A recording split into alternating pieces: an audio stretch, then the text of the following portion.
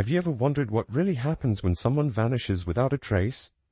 Sydney West, a 20-year-old woman, was last seen walking along the famous Golden Gate Bridge, surrounded by dense fog. The final moments of her life remain a mystery, and her family is desperately fighting to uncover the truth. How did a seemingly perfect family find themselves caught in a world of uncertainty and despair? Stay with me to uncover the surprising details of this enigmatic case and the theories surrounding Sydney's disappearance.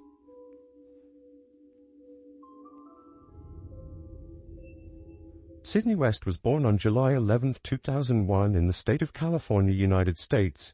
She was the eldest daughter of Jay and Kimberly West, who had another daughter named Faith. The family spent most of Sydney's life in Pleasanton, California, a city with a population of over 70,000, known for its quality of life. Sydney was described by her family and friends as a cheerful and fun person who loved to make those around her feel good. She was also intelligent and enjoyed a good conversation. From a young age, Sydney had a strong affinity for trees, which sparked her interest in the environment as she grew older. She even convinced her mother to start composting food scraps that would normally go to waste. At her school, Foothill High School in Pleasanton, Sydney was considered an excellent student who was very dedicated to sports, especially volleyball. In 2017, while still in high school, she moved with her family to Chapel Hill, a city in North Carolina. In Chapel Hill, Sydney attended Carborough High School, where she became co-captain of the volleyball team. After graduating high school, Sydney began playing beach volleyball and also ventured into the world of arts. She loved writing, drawing, and painting, but her greatest passion was music. Sydney often went to bars to sing songs she had written herself, and these songs are available online for anyone interested in listening. Sydney graduated from high school in 2019, and afterward she decided to take an entire year off to step away from her routine and try to find herself. During the same time, she started writing on her personal blog about her anxiety and depression crises. Later, Sydney traveled to Australia, where she continued playing beach volleyball. Then she went to a yoga retreat in Mexico while her parents contacted a college counselor to help Sydney choose and prepare for the college she wanted to attend. Sydney's parents wanted her to get into one of the top 8 universities in the United States, which are Harvard University, Princeton, Cornell, Brown, Yale, Pennsylvania, Columbia, and Dartmouth. According to sources, Sydney's parents spent over $20,000 on hiring the college counselor and other expenses for Sydney to visit the universities and later apply. A year earlier, Sydney had been rejected by all the universities she applied to, despite being an excellent student. As a result, her parents decided to invest a bit more to ensure she could get into one of the universities they desired this time. However, even with this investment, Sydney was unable to gain admission to any of the 8 most prestigious universities in the United States, which left her parents very disappointed. There's even a report that Sydney's father was so upset that he broke his daughter's phone with a hammer, but despite being rejected from all those universities, Sydney managed to get into the University of California, located in Berkeley. Her goal was to stay in Berkeley until she could transfer to another university that she considered better. However, Sydney's parents did not want that and felt it would be better for her to stay in North Carolina and begin studying at a closer university. This was because the costs would be much lower, since Sydney would be studying at a university in the same state where the family was currently residing. Sydney was also expected to do an internship at the company where her father was working at the time. But Sydney was determined to go to Berkeley, going against her parents' wishes. In response, her parents said she could go if she wanted. It was her decision, but they would only pay the amount they would have if she stayed at the University of North Carolina. This amount would be nearly $10,000, which is a significant sum, but trivial compared to the costs at the University of California, which could reach almost $70,000. Sydney then considered taking out a student loan and also created an online store where she began selling some of her things to raise money. On July 4, 2020, Independence Day in the United States, the West family traveled to a lakeside house to enjoy the holiday. Everything was going well until Sydney decided to jump into the lake from a boat shed, which resulted in a severe concussion. Sydney underwent treatment for a while until in August 2020, she went to Berkeley, California, to start her studies at the university. In Berkeley, Sydney participated in a freshman program designed to prepare students for university life. In this program, New students have the opportunity to meet other students, take courses, and get to know the campus better. Sydney had not yet decided what major she would pursue. She had a strong inclination toward medicine, but was still uncertain if that was what she truly wanted. Additionally, she also struggled to adapt to university life. She thought it would be one thing, but it turned out to be completely different. Not to mention that in August 2020, the world was experiencing a global health crisis, so the semester began with mass virus testing, quarantines, and more testing to see if anyone was infected. California was one of the states that implemented a strict lockdown policy, so there was no way for Sydney or any other college student to have a normal routine at that time. Students had to remain isolated in their dorms without roommates, each had their own room. They also could not have visitors, and could only interact with the 12 people living in the same dorm building as them. All classes were virtual. Due to the concussion she sustained, Sydney couldn't spend much time in front of the computer screen, as it would cause her headaches. This was very challenging for her since all the classes were virtual, as I mentioned earlier. Sydney then decided to take a leave of absence from college to fully recover from her concussion, and return the following year, in 2021. Since Sydney took a leave of absence, she could no longer stay on campus. She didn't want to go back to North Carolina, and chose to remain in California. Sydney stayed at her uncle's house for a few days. She also stayed at the homes of some friends, while she thought about what to do next. On September 29th, Sydney decided to go to San Francisco. There she checked into the Hilton Hotel in the city's financial district. That afternoon, Sydney spoke with her father for the last time. They talked for almost 2 hours on the phone, and according to her father, they had a good conversation and missed each other very much. Sydney reportedly said during this conversation that she felt she had disappointed herself and her family. Her father insisted that she come home to be closer to the family, but Sydney didn't want to. On the day they spoke on the phone, Jay, Sydney's father, was in San Diego, also in California. He had traveled for work and had told Sydney that he would like to meet her the following day.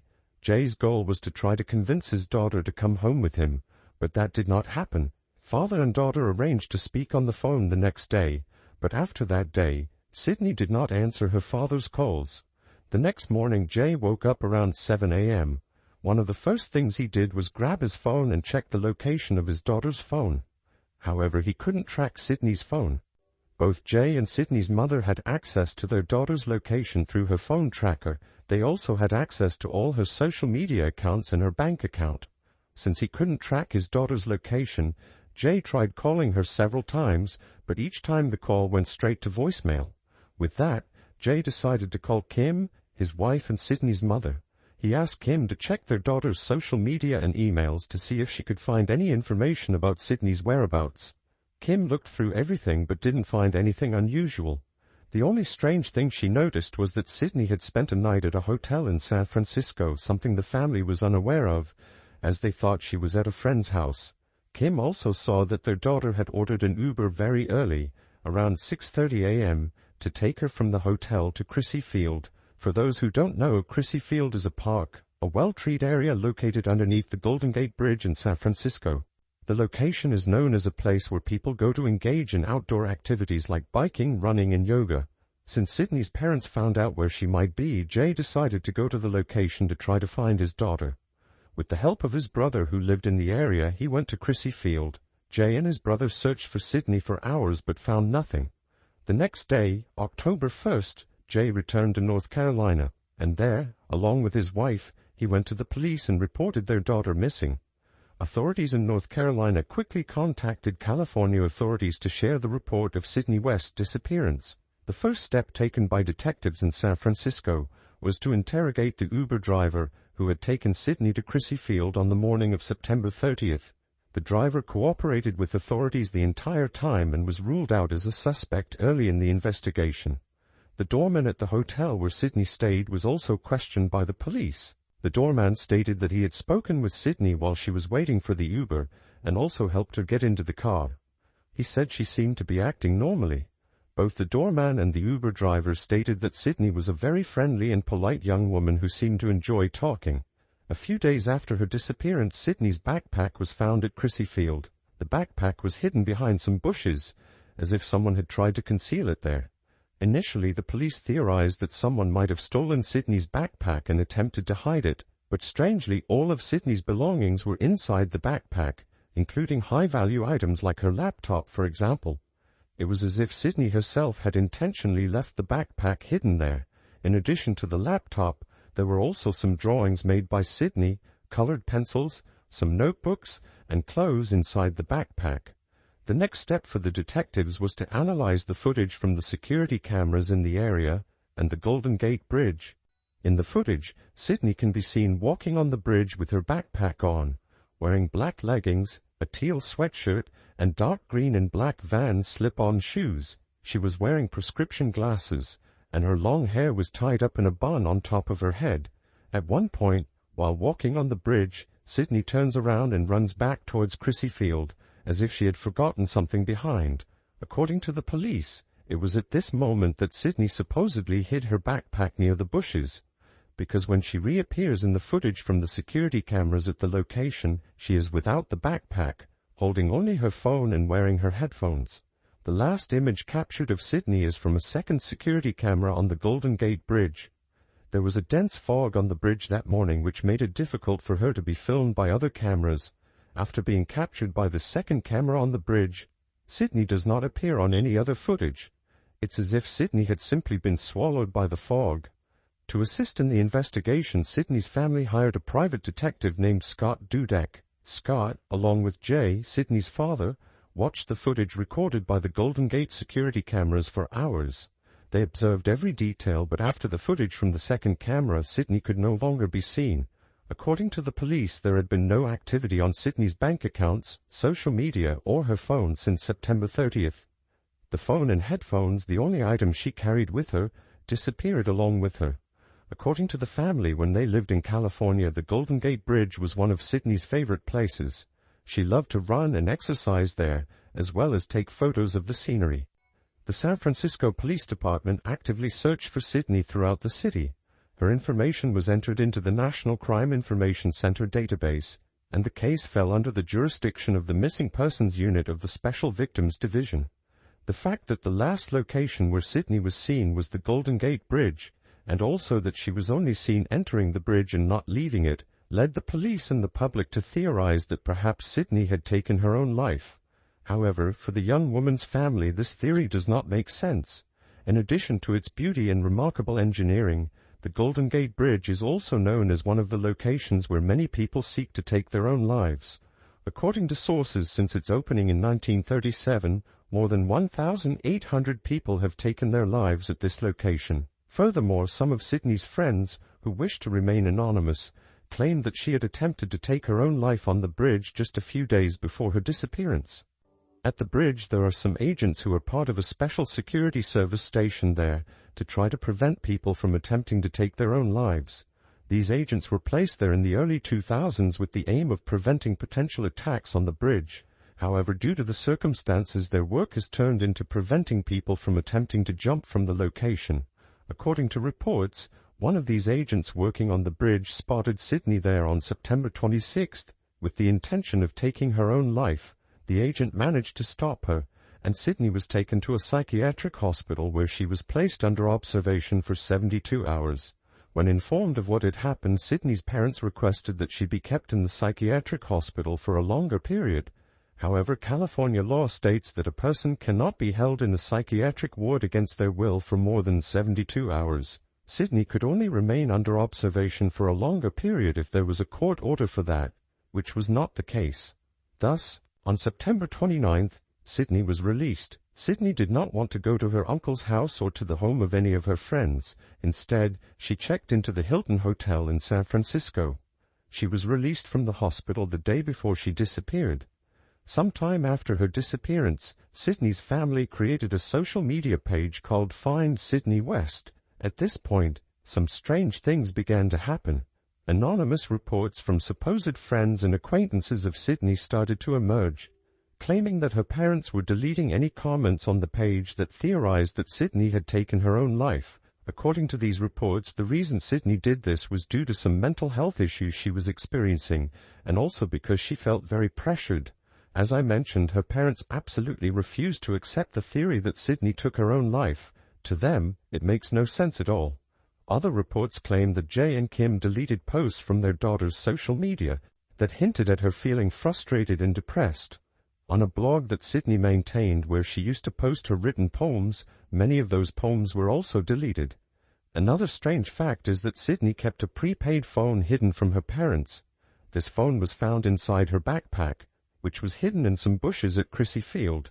It is said that Sydney would take the SIM card from the phone she normally used, which her parents knew about, and place it in the prepaid phone.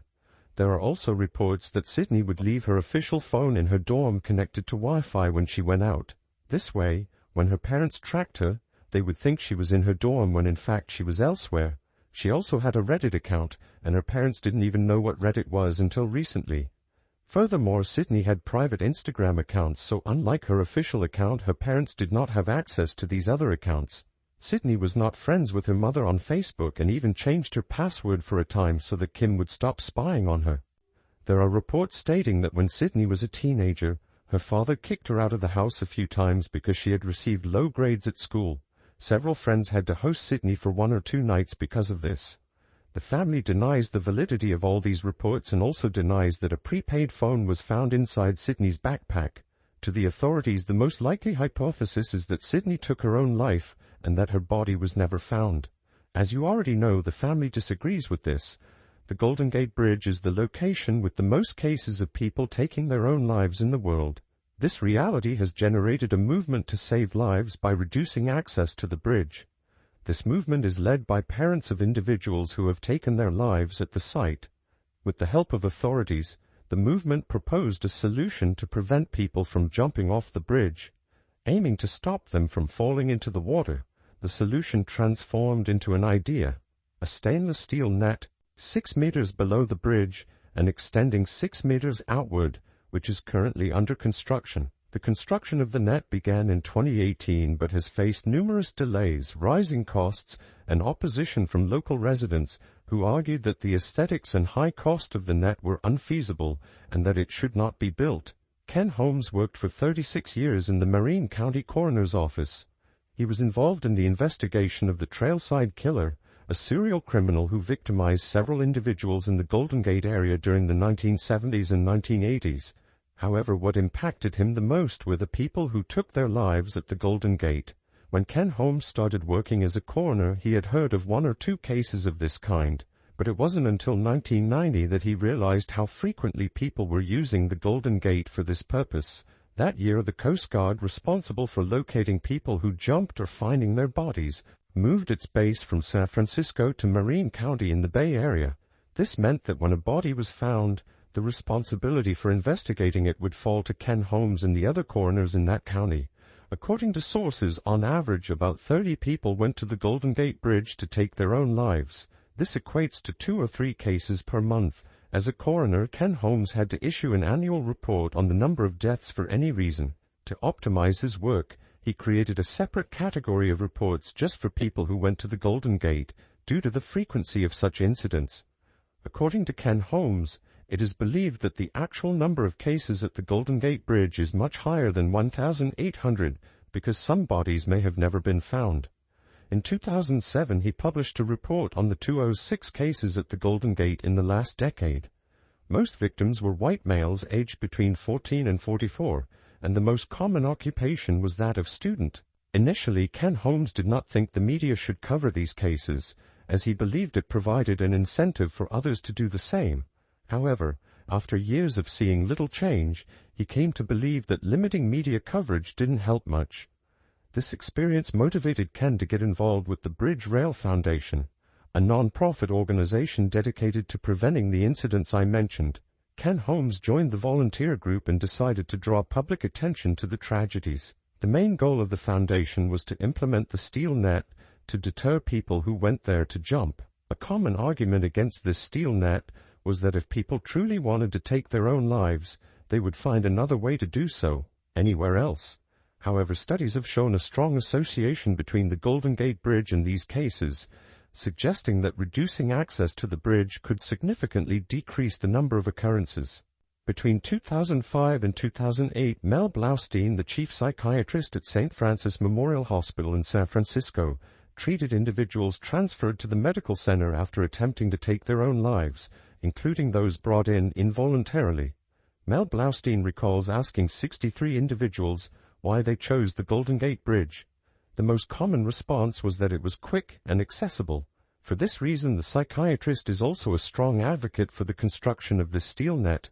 Other highly frequented locations, such as the Empire State Building, the Eiffel Tower, the Cathedral of Bern in Switzerland, and the Sydney Harbour Bridge, have already implemented barriers to prevent people from attempting to take their lives at these sites. Even subway stations in Europe today have some form of barriers against this.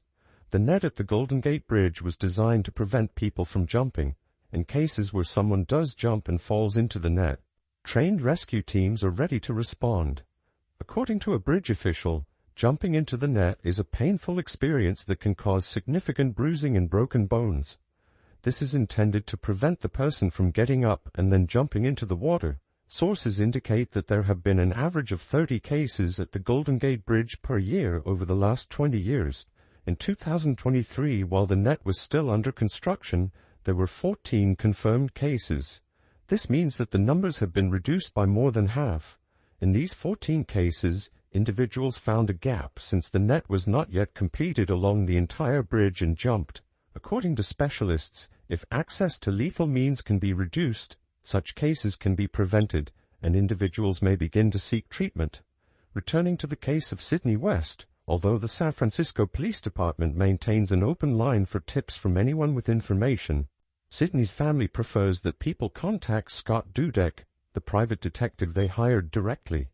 Some people following the case believe this may hinder the investigations by the San Francisco police. As you may already know, Sydney's parents do not accept the theory that their daughter took her own life and that her body was carried away by the waters of the Golden Gate Strait. Thus, Scott Dudek, the private detective hired by the family, is pursuing a different line of investigation. Scott believes that either Sydney was kidnapped or she simply ran away and does not want to be found. We must remember that no cameras installed on the bridge captured Sydney leaving, only entering. There are also no witnesses who saw Sydney leave the location. Regarding this, Scott states that Sydney likely left the bridge in a vehicle, which is why the cameras did not capture her departure. Over time, throughout the investigation, the West family and the San Francisco Police Department received numerous tips about alleged sightings of Sydney West. All these tips have been investigated but yielded nothing.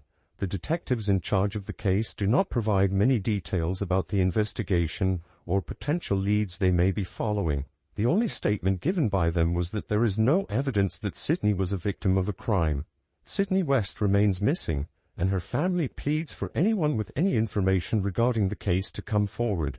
Currently, there is a reward of $25,000 for information leading to the whereabouts of the young woman.